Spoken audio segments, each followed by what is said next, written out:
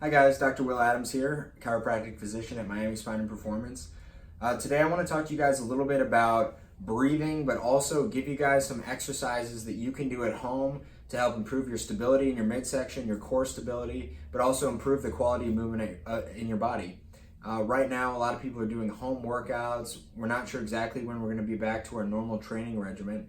So this is a great time for you guys to work on correcting some of the imbalances that you had when you were training before, so that when we do get back to the gym, you're in great shape and you're ready to jump right back into your program and hopefully make some PRs.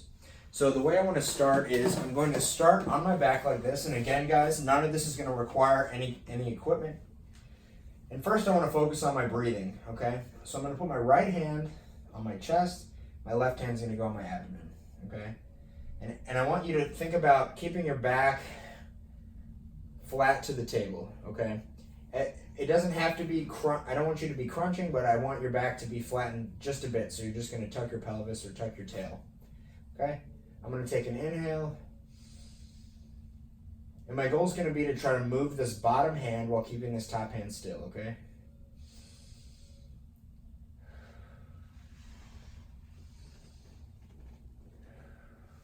Okay, so every time I take an inhale, that's my diaphragm dropping, and so it's creating pressure in the area, so you actually see the belly expand. Now, it's not just good enough to be pushing our belly forwards while we're breathing, but we actually want to push out from the sides, okay? So as I inhale, now I'm not just pushing the belly forward, but I'm also expanding laterally through my abdomen, and I'm not using any of the big muscles of my neck and shoulder to inhale. So I'm pushing out, just like that. Okay? And then you can even go all the way back, almost close to your spine. Again, we want full expansion all the way back to our spine and even in our lower abdomen, just below our belt. Okay?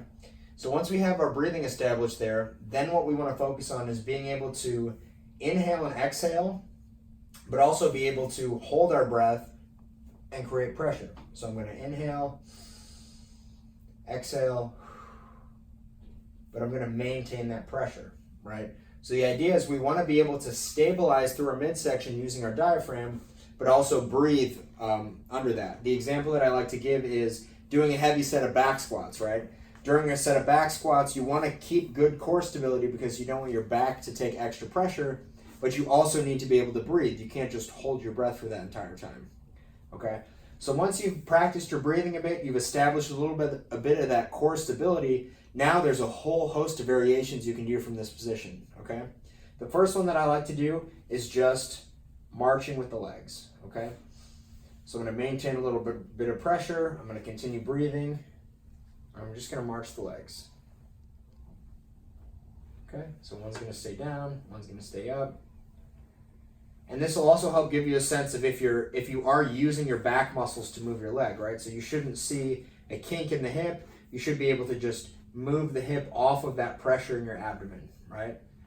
Nice and relaxed. Another variation, bent knee fallouts. So now we're starting to integrate the obliques and the core into this.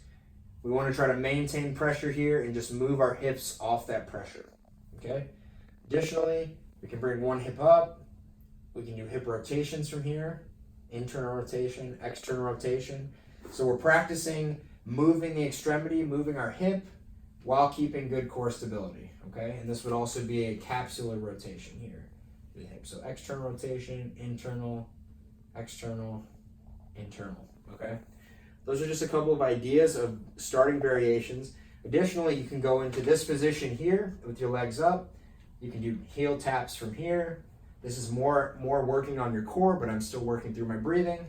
I can do straight leg extensions like this. That's going to be a bit more challenging. I can bring the arms into it.